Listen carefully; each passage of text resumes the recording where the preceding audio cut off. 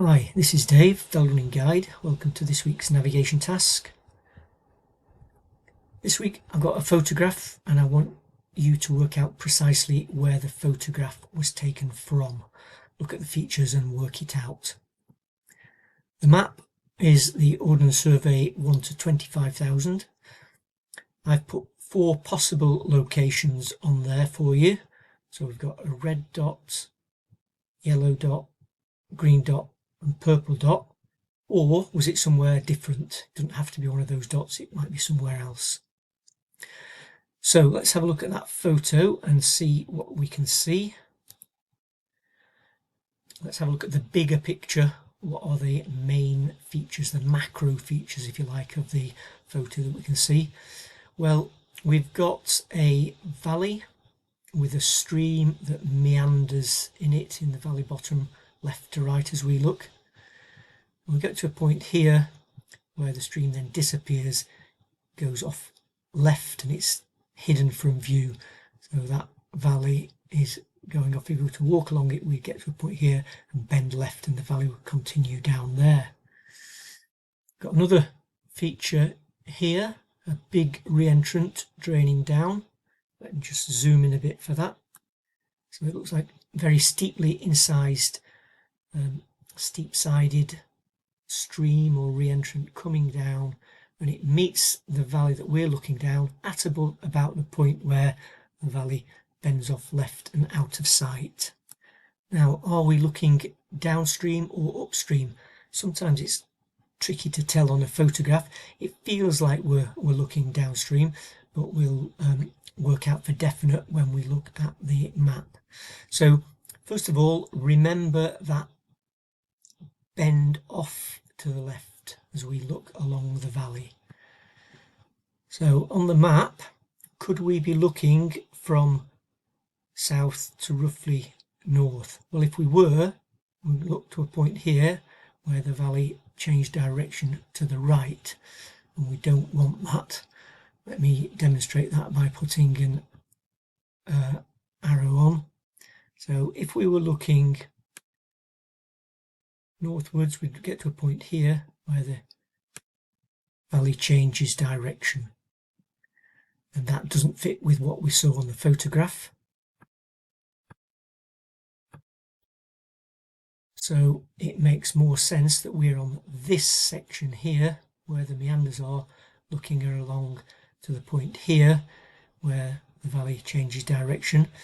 And here, look, we've got this great Cogill, this stream coming down. So this here was the re-entrance that we showed before. So that point there, this stream coming down steeply incised here,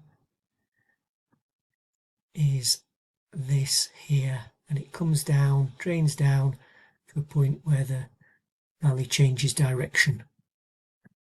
So draining down to this point here, the valley changes direction. So that would fit more with that viewpoint. So that means we can discount purple, green and yellow. We've got to be much further upstream than that. Now I say upstream, how do I know upstream? Well, look at the contours. Here's the 450 metre contour crossing the stream there. So above it to the north is going upstream. Further downstream, there's the 440 metre contour crossing there. So the purple dot is on the 440 metre contour. So this is upstream, north is upstream. Could we be at the red dot? Now let's have a little look more closely at the stream and the shape of it. So just imagine going and walking and standing in the stream and then following it downstream, actually walking in the stream itself. So if we drop down to this point here and walk downstream, we'd go over to the right hand bank and then we'd bend left and then almost immediately left again in a meander, and then over to the left bank and then a bend round in a meander again, and then another one. So we're immediately above these meanders. Now if we were at the red dot and we drop down into the stream, we would bend slightly left, but then we've got another couple of 100 meters where the stream is flowing due south in a straight line, and then the bend would be a sharp bend to our right. We don't see that on the photo at all.